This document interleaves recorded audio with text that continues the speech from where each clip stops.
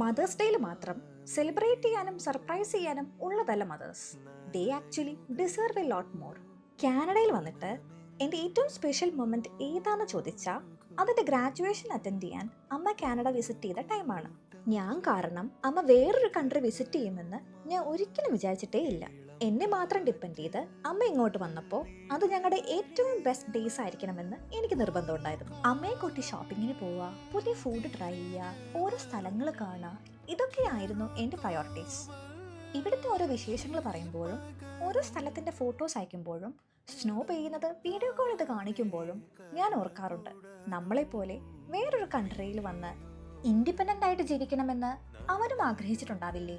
എല്ലാം ഒരു നിമിത്തം എന്ന് പറയുന്ന പോലെ ആ ടൈമിൽ തന്നെയായിരുന്നു അമ്മേൻ്റെ ബർത്ത്ഡേ. എല്ലാവരെയും പോലെ ഇവിടെ വന്നിട്ട് അമ്മയുടെ ഏറ്റവും വലിയ ആഗ്രഹം നയാഗ്ര ഫാൾസ് കാണണം എന്നതായിരുന്നു.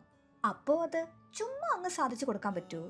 അമ്മയുടെ ബർത്ത്ഡേൻ്റെ അന്ന് അമ്മയുടെ ആഗ്രഹം പോലെ നയാഗ്ര ഫാൾസ് കാണിച്ചു കൊടുത്ത് ആ ഫാൾസിന്റെ മുന്നിൽ വെച്ച് കൊടും തണുപ്പത്ത് ബർത്ത്ഡേ കേക്ക് മുറിക്കുകയും ചെയ്തു. ഒരു മകൾ എന്ന നിലയിൽ എൻ്റെ പ്രൗഡ് മൊമെൻ്റ് ആയിരുന്നു അത്.